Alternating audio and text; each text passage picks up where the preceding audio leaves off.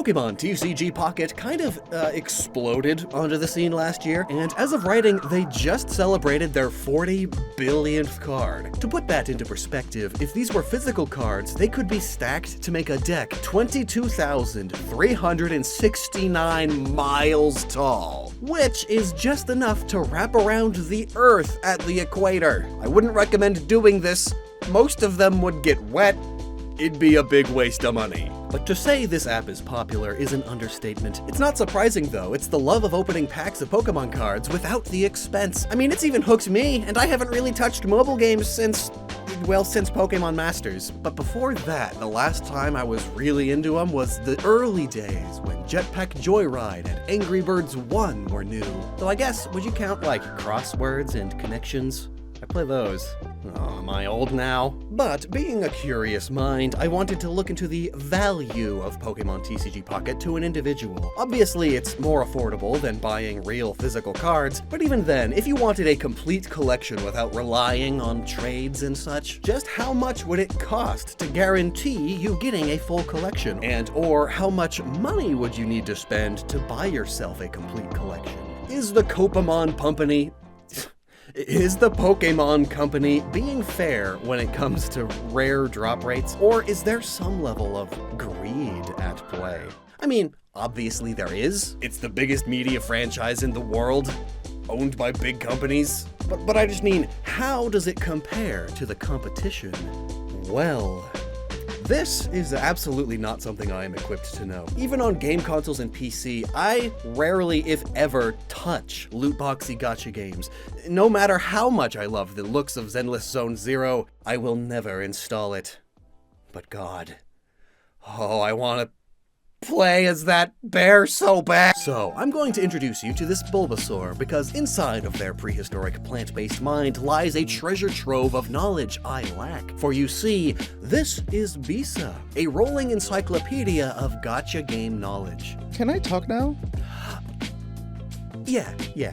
Cool. As Lockstin said, my name is Bisa, and if there's one more thing I'm as passionate about as Pokemon, it's gacha games. I started playing a colorful variety of them in 2017, and since 2020 have been digging deep down into the roots of the industry that has formed around them as a whole. So it's bad, evil, no good, child gambling, and the worst thing ever, right? It's complicated, but even when considering that these are gacha games we're talking about, the extremes are very bad indeed.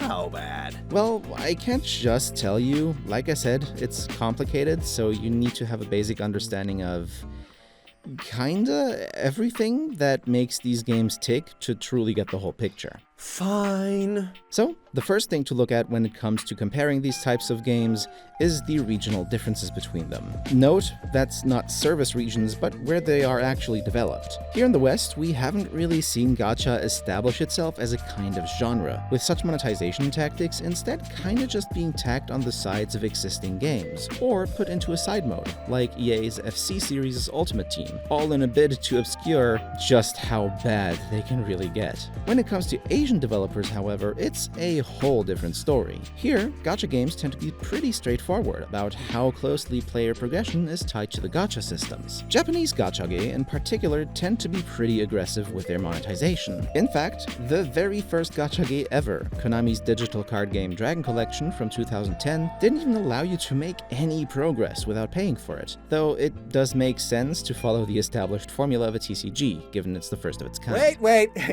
hang on. Konami were the ones to start this modern obsession with gambling in games? That doesn't surprise me at all, and is hilarious. Have you seen what they've been up to? The bulk of their business model for the last 10 plus years is turning beloved franchises into literal gambling machines.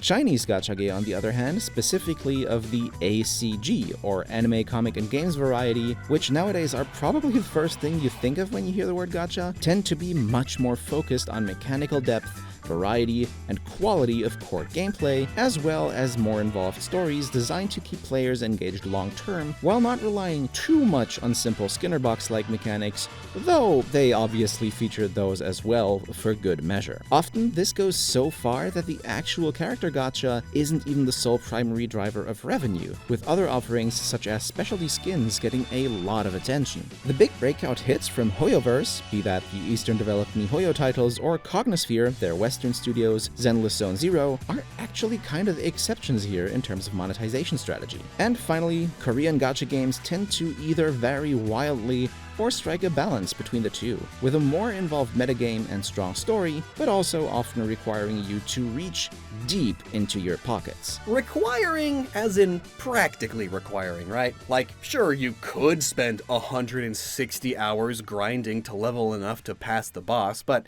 you could also just pay. Not quite. It's more about just getting the units you want and completionism rather than straight up power level nowadays. Though I'm splitting hairs at that point, especially in Korean games. Although that does bring me to the next factor to evaluate, that is simultaneously much more telling and much more nebulous and hard to actually pin down. Free-to-play friendliness. While you could count up all the free currency and other knickknacks these games give you, it's usually a fruitless task. Not only is there so much of it, and the individual amounts so small that it's hard to actually count, it also comes down to how the user decides to spend it, how easy it is for them to spend it on the wrong things, and how densely packed these rewards are. The very few I've dabbled in all felt pretty free-to-play friendly, though I never really got super deep into them. Feeling that way when you start a new gacha game is entirely by design. There's typically a really strong honeymoon phase, which is amplified a lot if you start playing the game at launch, when very few, if any, people in online communities have a deep understanding of the game. For 1 to a few weeks,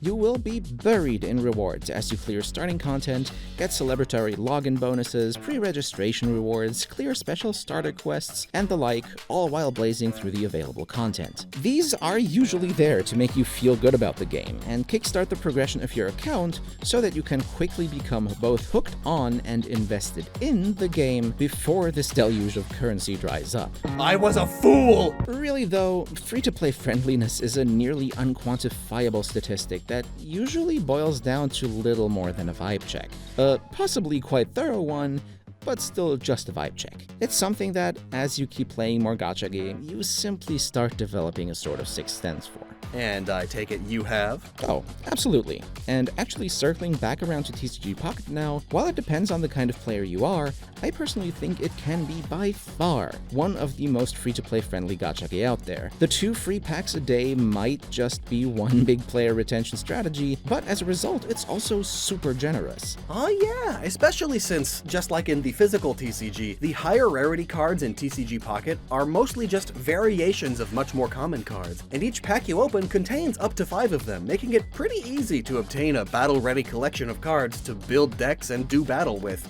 if that is the part of the game that you're interested in. Honestly, I really like the quicker format that the battles in Pocket have. I think it's mainly about not having to deal with a deck filled with boring energy cards too. But if you're more interested in the collection aspect, which, mind you, this game is very heavily marketed on, then things start looking a little different, and that's where the final aspect of free-to-play friendliness I haven't mentioned yet comes in. Most gacha games have some kind of system known as pity, or guarantees, a mechanic to make sure that one way or another, after putting enough pulls into the gacha, you can get what you want. There are 3 kinds of these. Soft pity is the threshold at which the likeliness of pulling a top rarity unit starts increasing with each pull. Hard pity is when that increased likelihood hits 100%, and a guarantee, the only one of these mechanics TCG Pocket uses, is a special rule applied either on top of or instead of other pity systems. The most prominent examples of these are from Hoyoverse titles, but they're pretty much universal across the genre, and I'll be using my personal favorite,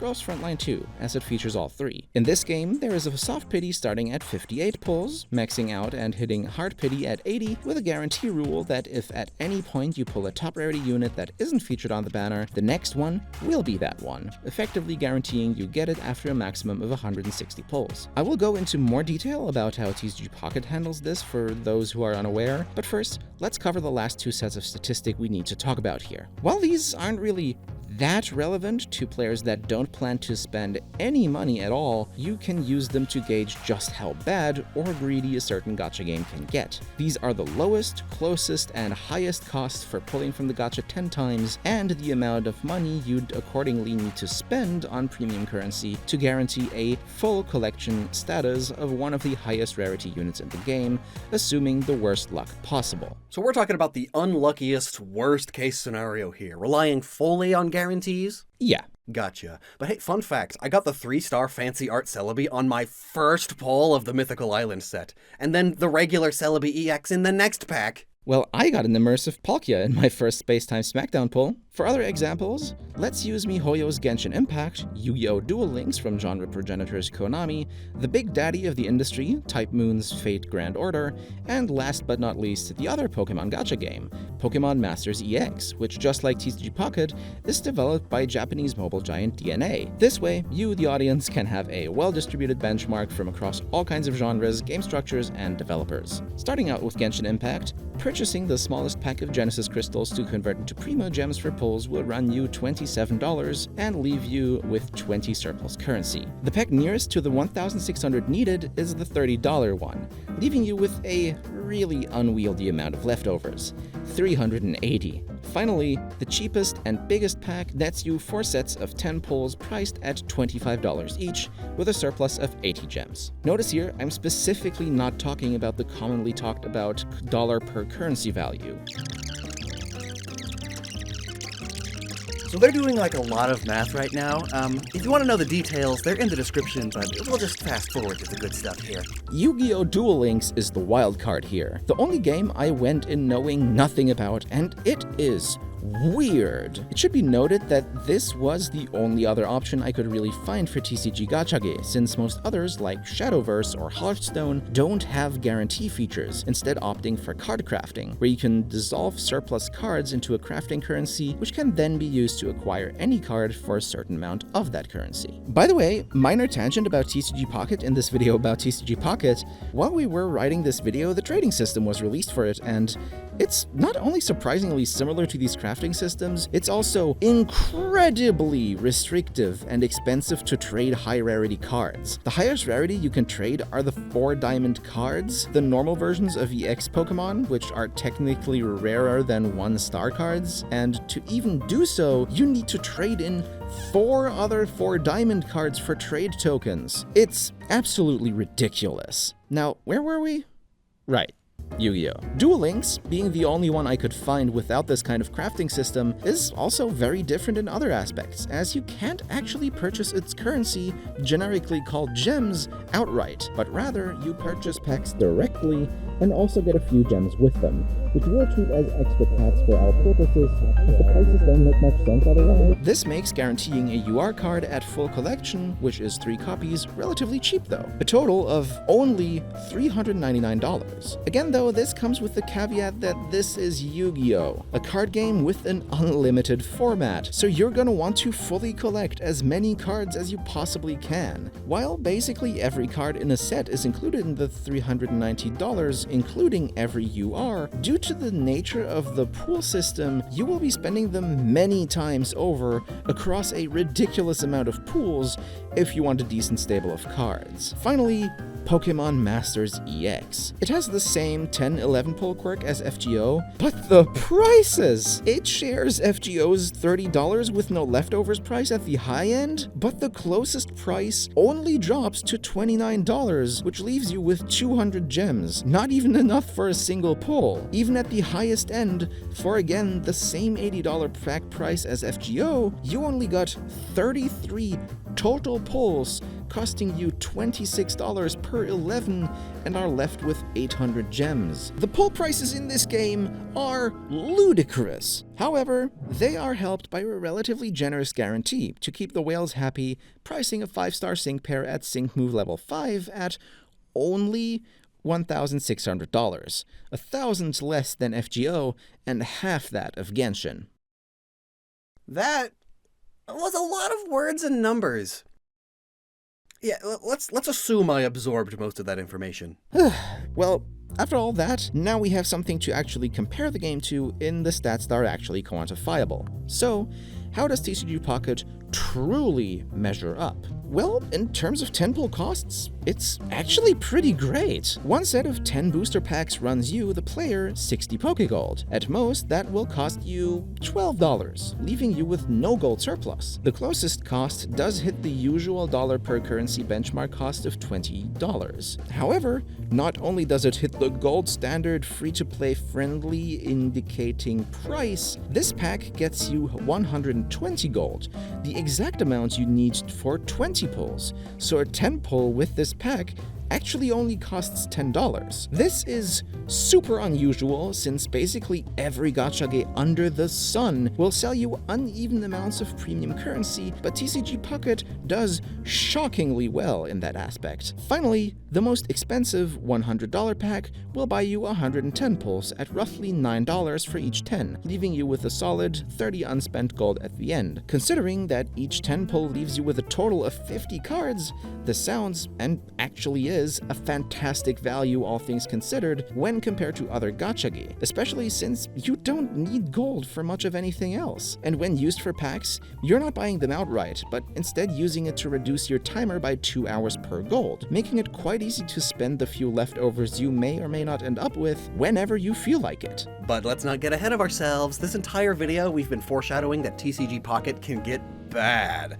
People love clicking on negative titles and thumbnails. Well, this last part is where we get to that. It's basically the mirror opposite of its older brother. Most gacha games don't feature more than 3 different Unity rarities in their paid gacha. Even a 4th one is relatively rare nowadays, with the most prominent example that comes to mind being Arknights, and any more than that is usually reserved exclusively for card games, and oh boy, does TCG Pocket make use of that at a whopping 8 rarities, with the rarest only having a 0.2% chance of appearing in a pack at all. That is 1 in 500 packs, which just so happens to be how many you need to open to accumulate the 2,500 pack points to guarantee one. Man, I thought that getting pack points just for opening packs and then being able to use those points to specifically choose which card you want was a pretty cool feature, and like, it still is? But when you put it like that...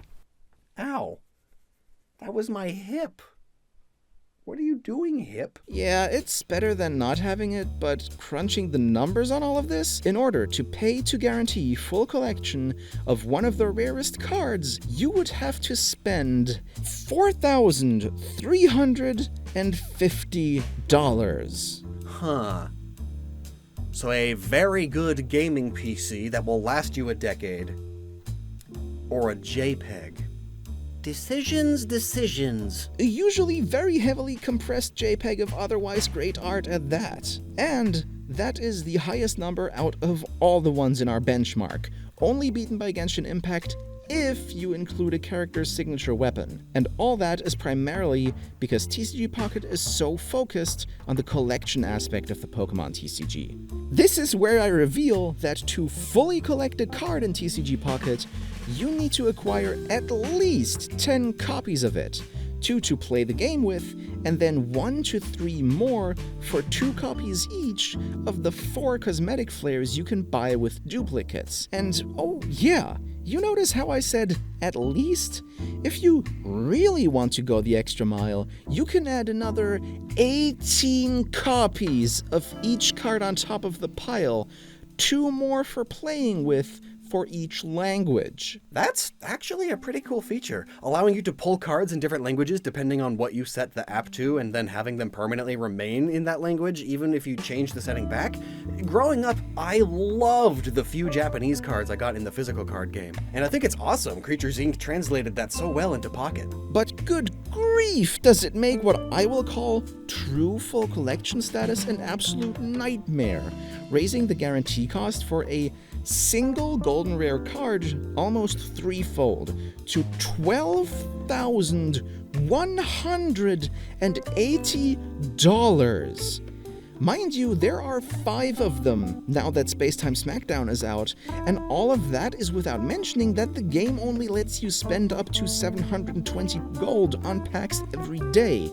So even when you wail as hard as possible, It will take you anywhere from 42 to 118 days to actually spend all that money for a single card in the first place. Well, at least there are some safeguards to stop you from dumping your entire life savings into it. Why are you looking at me like that? Is it because millennials don't really have life savings? It's kind of the bare minimum, and also designed to keep whales hooked into making recurring payments, with the safeguard only really being a nice side effect for PR rather than an active consideration. Oh. Anyway, so assuming I was paying attention, Pokemon TCG Pocket bad? If you go for true full collection, but how many people are wealthy and insane enough to do that? Well, there's over 8 billion of us, so at least one person. Ah, right. Anyway, when it comes to reasonable collections, just wanting one of each, Pokemon TCG Pocket gets a B grade from me. The top-of-the-line chase cards are going to be hard to get your hands on for free-to-play players, especially since they're excluded from trading, but it makes up for that with being relatively generous. And in the end, it is a digital adaptation of the Pokemon TCG. You know, the one where rare cards often command prices in the multiple thousands of dollars just because of how rare and pretty they are, leading to fights over unopened packs and new sets. I can count myself lucky I was able to score a Prismatic Evolutions ETB for under €100. I hate what the fandom has become. Anyway, let's plug you. Bisa has been working on their own version of the Hoenn games over on their channel and just launched a video going over the different endgame battle facilities throughout the years in order to design their own. Yes, and that link is here. I think I will click that link and bug you over there. Oh, okay.